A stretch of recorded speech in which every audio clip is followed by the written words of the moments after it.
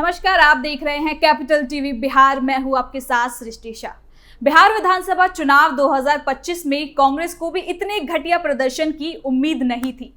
2010 में पार्टी ने 4 सीटों पर अपनी जीत को दर्ज किया था, लेकिन इस बार 6 सीटें।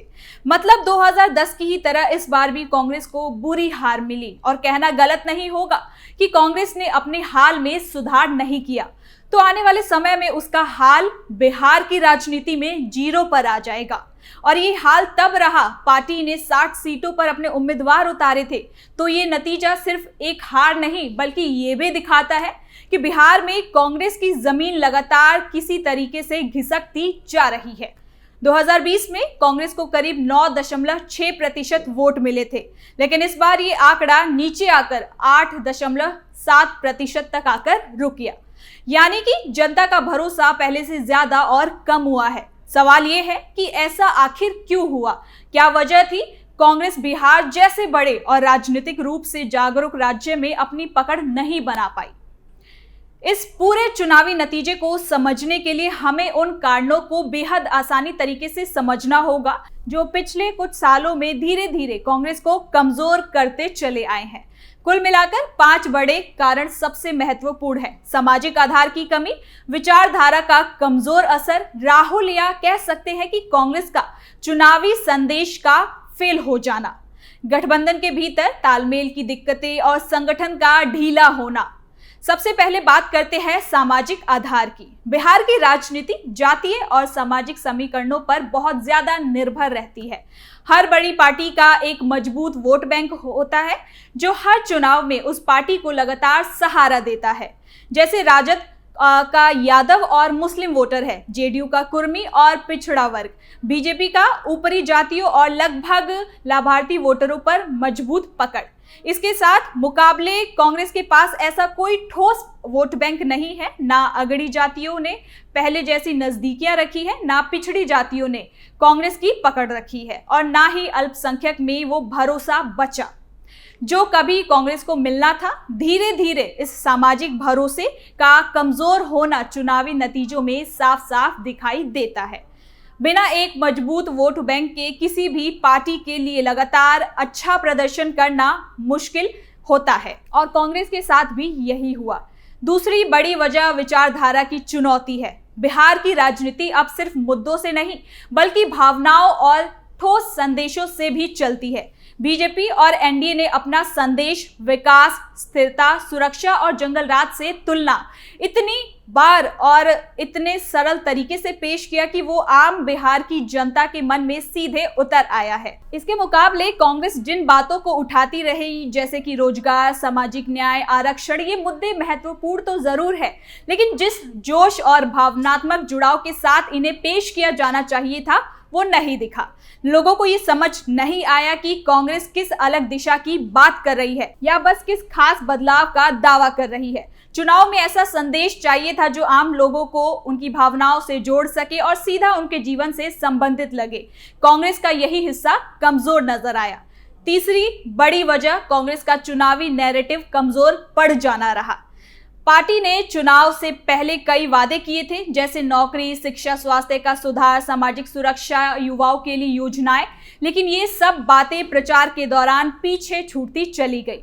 दूसरी तरफ एनडीए ने एक ही संदेश बार बार दोहराया और उसे ही चुनाव की दिशा बना दिया।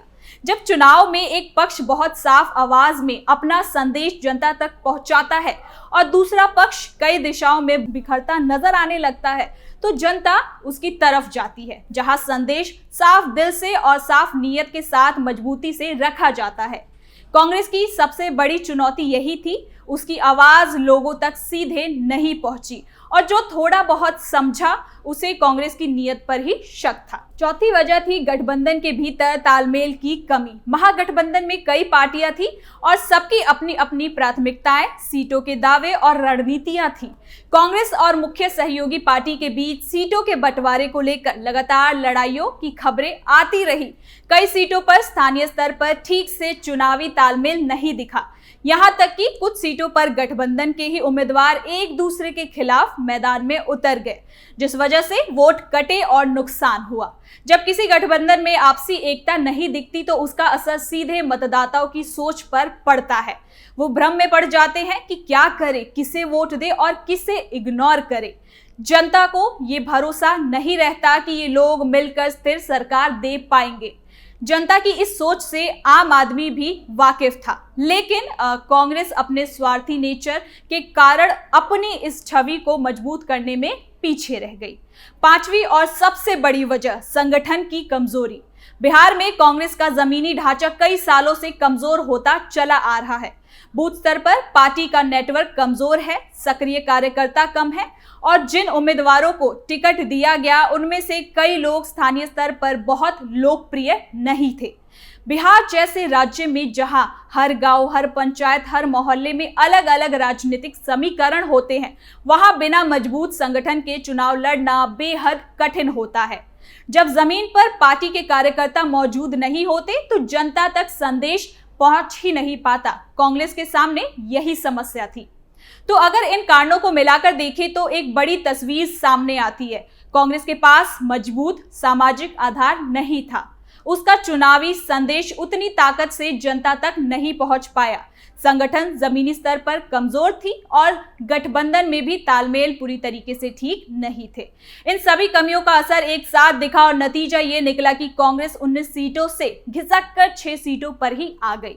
लेकिन बिहार चुनाव के रिजल्ट का सबसे महत्वपूर्ण हिस्सा ये नहीं कि पार्टी हार गई, बल्कि ये भी है कि पार्टी भविष्य में इस हार से आखिर क्या सीख लेती है।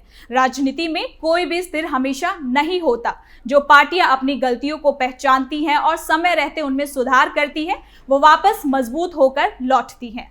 बिहार में कांग्रेस को सबसे पहले अपने संगठन पर ध्यान देना होगा। जमीनी स्तर पर कार्यकर्ता बढ़ाने होंगे, उनके प्रशिक्षण और एक्टिविटी को मजबूत करना होगा और उम्मीदवारों का चयन स्थानीय जनता की पसंद के आधार पर करना होगा। दूसरी बात, कांग्रेस को एक सरल, भावनात्मक और साफ चुनावी संदेश बनाना होगा। ऐसा संदेश जो आम लोगों की जिंदगी से जुड़ा हो, जैसे रोजगार, स्कूल का स्तर, अस्पतालों की हालत, किसानों की समस्याएं, महिलाओं की सुरक्षा।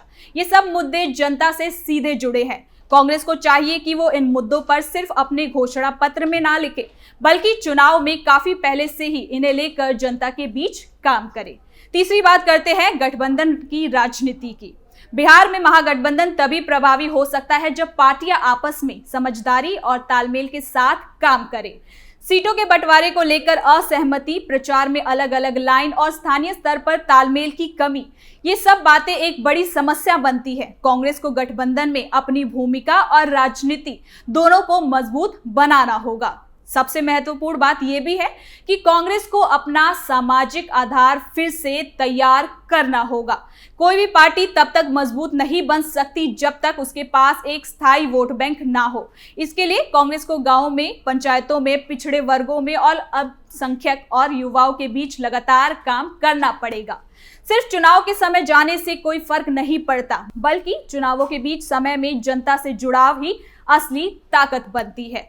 तो बिहार चुनाव 2025 का संदेश बहुत साफ है कि अब सिर्फ बड़े नाम, बड़े भाषण या बड़े वादे चुनाव नहीं जिताते। जनता सिर्फ उन्हीं के साथ जाती है जो उसकी बातों को समझते हैं, उसके बीच रहते हैं और जिनकी राजनीति उसे अपने जीवन से जोड़ने लगती है। कांग्रेस को अगर बिहार में फिर से अपनी जगह बनानी है तो उसे जमीन पर लौटना होगा और जनता के साथ जुड़ना होगा।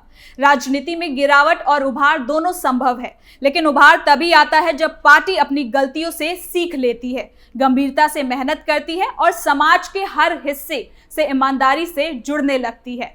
बिहार के इस चुनाव ने कांग्रेस को यही सबसे बड़ा संदेश दिया है। लेकिन हार के बाद भी राहुल गांधी जिस तरीके से अभी भी अड़े हुए हैं वोट चोरी को लेकर, कांग्रेस के पवन खेड़ा या अन्य नेता जिस तरीके से राहुल के चरण चुंबन कर रहे हैं, वो बताने के लिए काफी है कि बिहार में कांग्रेस की प्रचंड हार भी कांग्रेस को नहीं सिखा पा रही है और शायद वो अगली हार की तैयारी में लग चुके हैं। दूसरी बात कि राजद में अगर आने वाले समय में तेजस्वी का कद छोटा कर दिया गया तो इससे इनकार नहीं किया जा सकता। हो सकता है आने वाले समय में तेज प्रताप को राजद में शामिल कर लिया जाए। ये भी हो सकता है कि उन्हें राजद की कमान प्रयोग के तौर पर सौंप दी जाए, क्योंकि लालू के अंश तेज प्रताप में तेजस्वी की बजाय ज्यादा दिखते हैं और हम ये जिक्र कांग्रेस को आईना दिखाने के तौर पर भी कर रहे हैं, ताकि अगर राजद में ऐसा कुछ होता है तो वो कांग्रेस से कुछ सीख सके। तो फिलहाल के लिए इस खबर में इतना ही। देखते रहिए कैपिटल टीवी बिहार।